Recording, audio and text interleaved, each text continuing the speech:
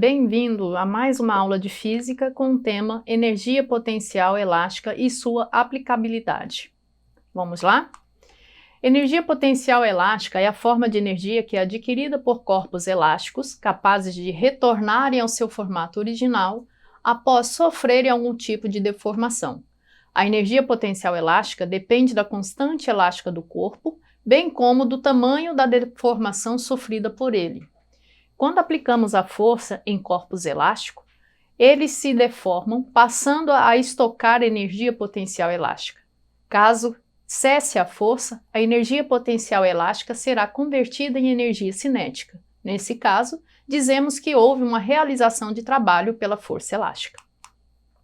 Existem diversos objetos cotidianos que são capazes de armazenar energia potencial elástica. Confira alguns deles. Molas, alguns amortecedores de veículos, molas de colchão, etc., látex, tiras de borracha, trampolim, bola de borracha, etc. Quer sejam comprimidos, quer sejam esticados, os corpos elásticos armazenarão energia potencial elástica. Tal energia surge quando esses corpos não assumem tamanhos diferentes daqueles que teriam caso não estivessem sob a ação de nenhuma força. Vejam aí na figura. Por exemplo, eu tenho uma mola, na mão de uma pessoa, ela sem ser comprimida, sem ser esticada, ela tem um comprimento, Quando comprimimos a mola, ela ganha energia potencial elástica e produz uma força contrária à sua compressão, que chamamos também de força elástica. Aplicações. A maior parte das aplicações da energia potencial elástica diz respeito ao armazenamento ou conversão de energia cinética por objetos elásticos. Um bom exemplo disso são os amortecedores e os para-choques de veículos.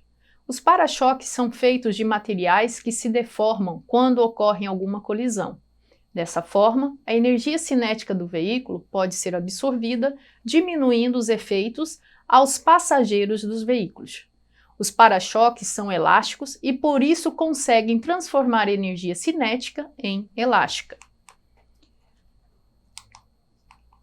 A fórmula da energia potencial elástica usada para calcular essa energia de um corpo relaciona a sua constante elástica com a deformação sofrida pelo corpo e é mostrada a seguir. Confira aí na telinha. Energia potencial é igual a kx² sobre 2. Onde EP significa energia potencial elástica, no caso, em unidades do Sistema Internacional, é medida em joules. O K é a constante elástica da mola, Newton por metro no SI é a unidade utilizada, e X a deformação do objeto dado em metros. Então vamos analisar a fórmula em cada uma dessas suas variáveis. EP é a medida da quantidade de energia que é armazenada por algum corpo elástico que estiver sob efeito de uma força ou que essa força deforma e essa energia é medida em joules. O K é uma propriedade de cada material. Os materiais que apresentam constantes elásticas elevadas são geralmente mais duros, pois precisam receber uma grande intensidade de força para sofrer alguma deformação. Os materiais com baixas constantes elásticas, por sua vez, são facilmente deformados. Então, a constante elástica é expressa em Newton por metro. O X é a medida da deformação sofrida pelo corpo. Essa deformação ela pode ser uma compressão, como pode ser um alongamento, um esticamento. Por exemplo, se uma mola tinha inicialmente um tamanho de 20 centímetros e é esticada até 25 centímetros, então a sua deformação será de 5 centímetros, que é a alteração do seu tamanho original. A unidade de medida da deformação X, entretanto, deve sempre ser o metro no Sistema Internacional. Por isso, caso fôssemos fazer o cálculo com a deformação de 5 centímetros, deveríamos usar o valor de 0,05 metro. E, além disso, é importante lembrar que, caso o corpo tenha o seu comprimento aumentado, o X terá sinal positivo, e, no entanto, se o seu comprimento for diminuído, o X será negativo. Dedução. A energia potencial elástica é deduzida com base na lei de Hooke, que mede a intensidade da força elástica produzida por corpos deformados juntamente à definição física de trabalho mecânico. A lei de Hooke afirma que a força elástica surge em reação à compressão ou ao tensionamento de corpos elásticos.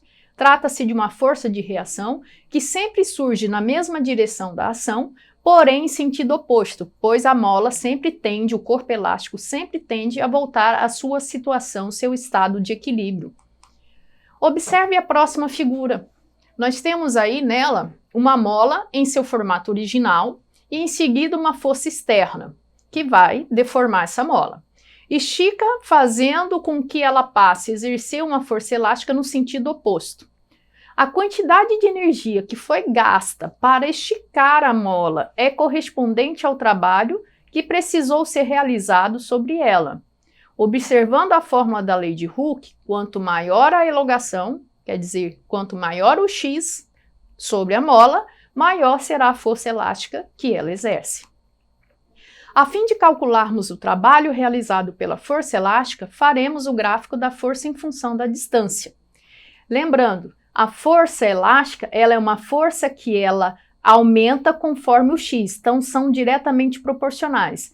Quando eu não tenho a força elástica surgindo no sistema, eu não tenho força elástica aplicada ao corpo. Então ela parte no gráfico sempre do encontro das retas x e y, né? Quer dizer, do ponto zero, e crescendo conforme a força vai aumentando, o x também aumenta.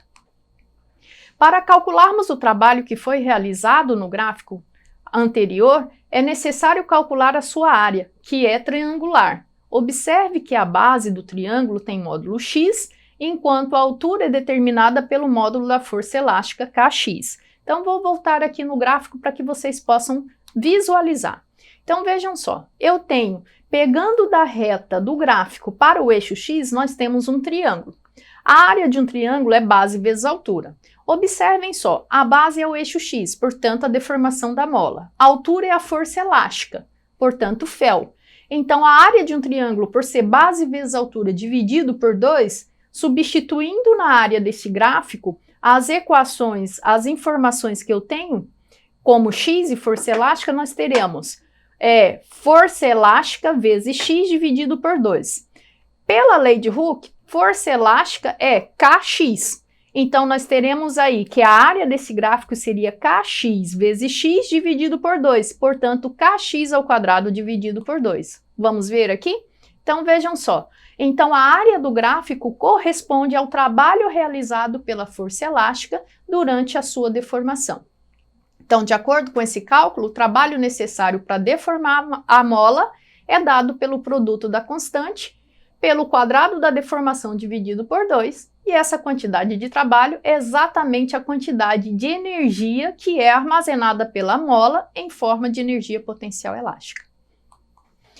Vamos ao primeiro exemplo de aplicação. Uma mola de constante elástica, igual a 20 newtons por metro, é esticada e seu comprimento, que era inicialmente de 20 centímetros, passa a ser 50 centímetros. Qual é o módulo da energia potencial elástica armazenada nessa mola?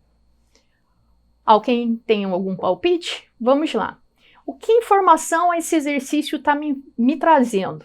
A constante elástica, portanto o valor do K, 20 newton por metro, está dizendo o tamanho inicial da mola, 20 centímetros, e diz o tamanho final da mola após ser esticada, 50 centímetros.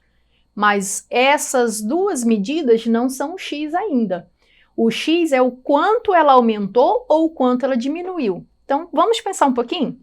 Se eu tinha 20 centímetros, passei a ter 50, quanto eu aumentei? Quanto eu estiquei?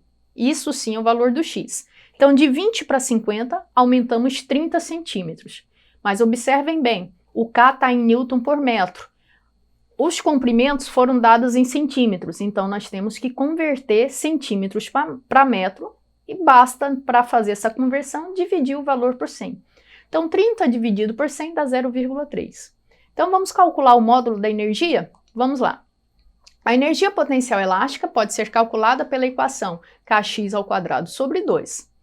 Entretanto, Para usá-la, precisamos conferir se todas as unidades fornecidas pelo exercício encontram-se compatíveis. Dessa forma, percebe-se que os tamanhos inicial e final da mola estão fornecidos na unidade de centímetros, como a gente já havia observado, e por isso precisamos que seja expressa em metros. A deformação x é a diferença entre os comprimentos final e inicial, portanto, equivale a 30 centímetros ou 0,3 metro. Então, conferindo os cálculos, EP é igual a kx² sobre 2, EP é igual a 20 vezes 0,3 ao quadrado, não pode esquecer esse quadradozinho da fórmula, dividido por 2. Então, 0,3 ao quadrado fica 0,09, vezes 20 dividido por 2, vai ficar 0,9 joule. Então, a alternativa correta da nossa primeira atividade é a letra C. Então, pessoal, nós ficamos por aqui e não esqueçam de acessar a plataforma Eduque. Até a próxima!